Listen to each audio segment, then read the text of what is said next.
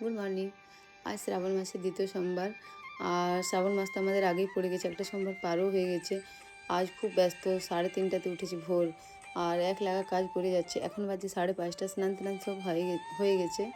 আর এখন ঘরে পুজো করব, ফির মন্দির যাব, কারণ আমার ছেলেও যাবে, ওদের স্কুল আছে 7টা থেকে।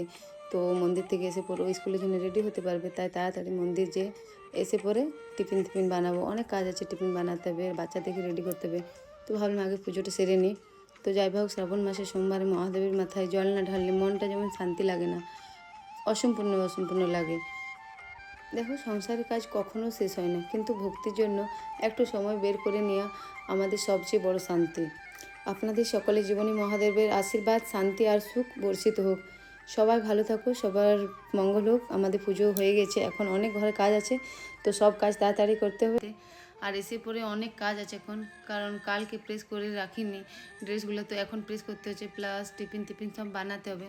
তো আমি এখানে ওদের ড্রেস রেডি করে রেখে দিলে ওরা নিজেরাই রেডি হয়ে যায়। আর আজ টিফিন সেরকম কিছু বানাবো না, টিফিন লুচি নিয়ে যাবো বললো আর চানা সবজি। তো একদিক থেকে আমি একদম নিশ্চিন্তে থাকি যে আমার ওদেরকে রেডি করার কোনো টেনশন থাকে না। ওরা নিজেরাই ছোটোর থেকে নিজেরাই রেডি হয়, সব কিছু নিজেরাই করে। তো কোনো দিন আমার ছেলে বায়না ধরে, মা তুমি খাইয়ে দাও, তোমার হাতে খেতে গেলে আমার খুব মিষ্টি লাগে, বেশি করে খেতে পারে, তাই ওকে খাইয়ে দিতে হয়। দুজনকেই খাইয়ে দিই, ওদেরকে খাইয়ে দিতে হয় কোনো দিন।